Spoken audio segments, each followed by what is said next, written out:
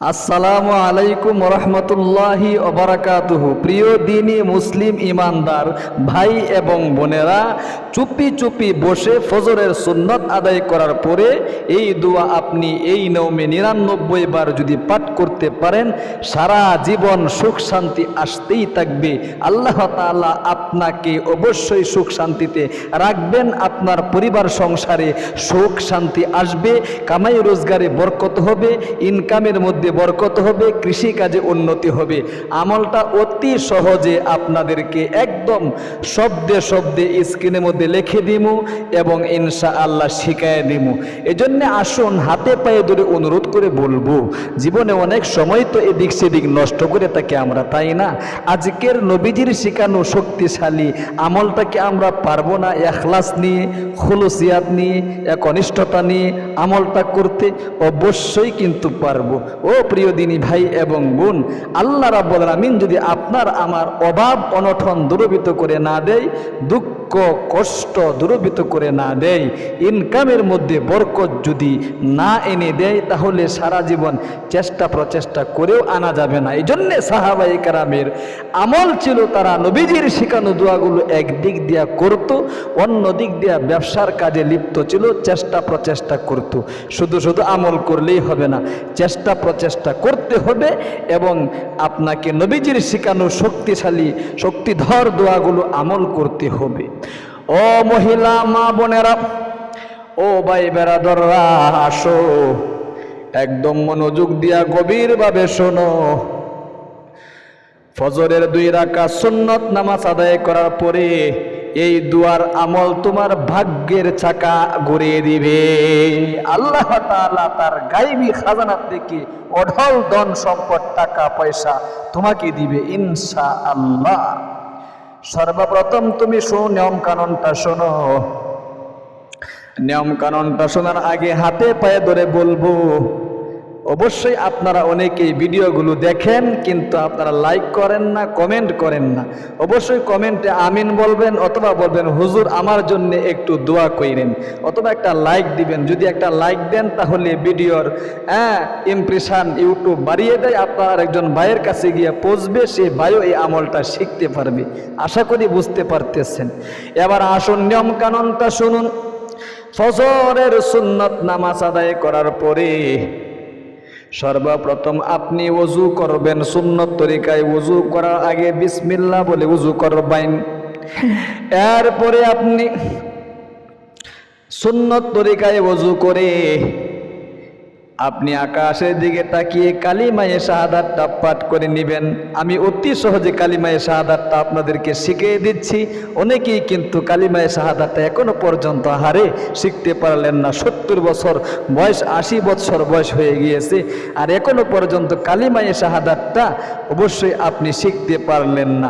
যে কালিমায়ে শাহাদাত একবার পাঠ করলে বিশ্বনবী বলেছেন আল্লাহু আকবার, আল্লাহ তাআলা বান্দা বান্দির জন্যে তার জান্নাতের ৮টি দরজা খুলে দেয়।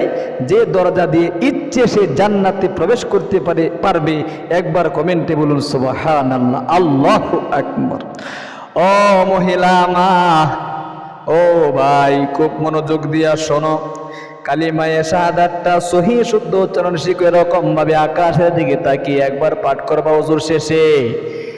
আশহাদু আল্লাহ ইলাহা বলতে হবে। আশহাদু আল্লাহ ইলাহা ইল্লাল্লাহু ওয়াহদাহু, বলেন ওয়াহদাহু লা শারীকা লাহু ওয়া আশহাদু আন্না মুহাম্মাদান আবদুহু ওয়া রাসূলুহু। আল্লাহু আকবার। এই কালিমায়ে শাহাদাত একবার পাঠ করে মহিলা মা বোনেরা ঘরের এক কোনায় দাঁড়িয়ে সর্বপ্রথম ফজরের 2 রাকাত সুন্নতে মুআক্কাদা আদায় করে কিবলামুখী হয়ে চোখ বন্ধ করে বসে যাইবেন একদম মনোযোগের সাথে। পুরুষ ভাইয়ারা বাসা বাড়িতেও বসতে পারেন, মসজিদেও আপনি আমলটা করতে পারেন, কোনো সমস্যা নেই। একদম মনে মনে বলবেন, গো আল্লাহ, অনেক বরকতপূর্ণ সময় ফজরের সময়, ওই সময় তোমার আকাশের দরজা খোলা থাকে, আমি তোমার এক গুনাহগার পাপিষ্ঠ বান্দা, জীবনে অনেক অন্যায় করেছি, অনেক গুনাহ জমা হয়ে রয়েছে, অভাব অনটনে আছি, কোনোভাবে ইনকামের মধ্যে বরকত পাচ্ছি না, দিন দিন গরিব হয়ে যাচ্ছি, ফকির হয়ে যাচ্ছি, অভাব অনটন পরিবার সংসারে লেগেই থাকে, দুঃখ কষ্টের কোনো শেষ নাই, হতাশার কোনো শেষ নাই, ঋণগ্রস্ততা থেকে আমি মুক্তি পাচ্ছি না, ঋণের বোঝা মাথায় নিয়ে গুড়গুড় করছি। এই সমস্ত কথাগুলো অবশ্যই ইয়াকিন বিশ্বাস নিয়ে অন্তরে জাগিয়ে বিশ্ব নবীর শেখানো ছোট্ট একটি দুরূদ শরীফ মাত্র আপনি 3 বার পাঠ করবেন। 5 থেকে 10 মিনিট সময় আপনার আমলটা করতে লাগবে। পারবেন না কষ্ট করে পরিবার সংসারে শান্তি আনতে আমলটা করতে, একটু কষ্ট করে উঠেন না, আগে ভাগে উঠে আমলটা করেন, ইনশাআল্লাহ আমলের উসিলায় আল্লাহ তাআলা কিন্তু বান্দা বান্দির ভাগ্যের চাকা ঘুরিয়ে দেয়। ও মহিলা মা, এই দুরূদ শরীফটা 3 বার পাঠ করবা। আমি সহিহ শুদ্ধ উচ্চারণে শিখায় দিচ্ছি, খুব মনোযোগ দিয়ে শিখো। আল্লাহুম্মা, অনেকে কিন্তু শুধু শুধু শুনতে থাকেন, দেখেন যদি শুনেন লাভ হবে। সহিহ শুদ্ধ উচ্চারণে যদি একটু চেষ্টা করে শিখেন, আপনি আমলটা করলে কবুল মঞ্জুর হবে। ইসলামিক ভিডিওগুলো দেখলেও সব, স্কিপ করে চলে যাবেন না, অনেকে স্কিপ করে চলে যায়। যতক্ষণ দেখবেন ততক্ষণ নেকি হবে, আমল না করলেও নেকি হবে।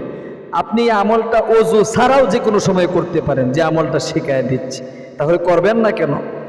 অবশ্যই আপনি ফজরের সুন্নাত আদায় করার পরে আমলটা করলে বেশি গ্রহণযোগ্য, এর জন্য বলে দিচ্ছি। এই দুরূদ শরীফটা আমার সাথে সাথে 3 বার পাঠ করুন। আল্লাহুম্মা সাল্লি, বলতে হবে সাল্লি ওয়া সাল্লিম আলা নবিয়িনা মুহাম্মদ। আল্লাহুম্মা সাল্লি ওয়া সাল্লিম আলা নবিয়িনা মুহাম্মদ। আল্লাহুম্মা সাল্লি ওয়া সাল্লিম আলা নবিয়িনা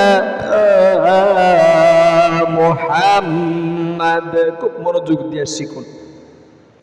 3 বার দুরূদ শরীফটা পাঠ করে নবীজির শেখানো ছোট্ট সেই শক্তিশালী দোয়াটি 99 বার পাঠ করতে কখনো আপনি মিস করবেন না।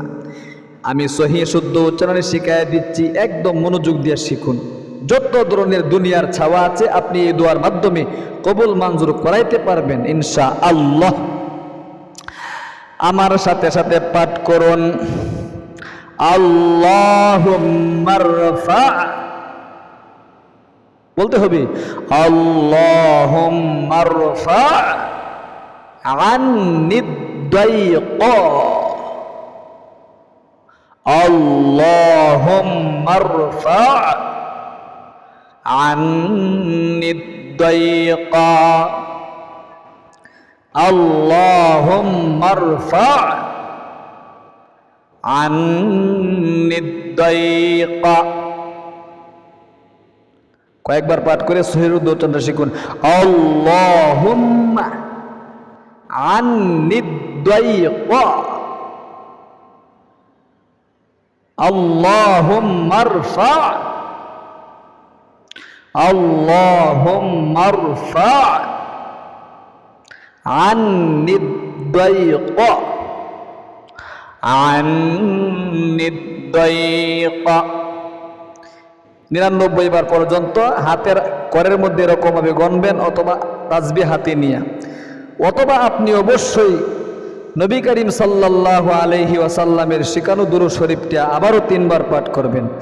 আল্লাহুম্মা সাল্লি ওয়া সাল্লিম আলা নবিয়িনা মুহাম্মদ। আবারও আপনি নবী করিম সাল্লাল্লাহু আলাইহি ওয়াসাল্লামের উপর 3 বার দুরূদ পাঠ করে মনকে উজাড় করে দিয়ে সংক্ষিপ্ত মুনাজাত করবেন। দুরূদটা আবারও কয়েকবার পাঠ করে সহিহ শুদ্ধ উচ্চারণে শিখুন। আল্লাহুম্মা সাল্লি ওয়া সাল্লিম আলা নবিয়িনা মুহাম্মদ।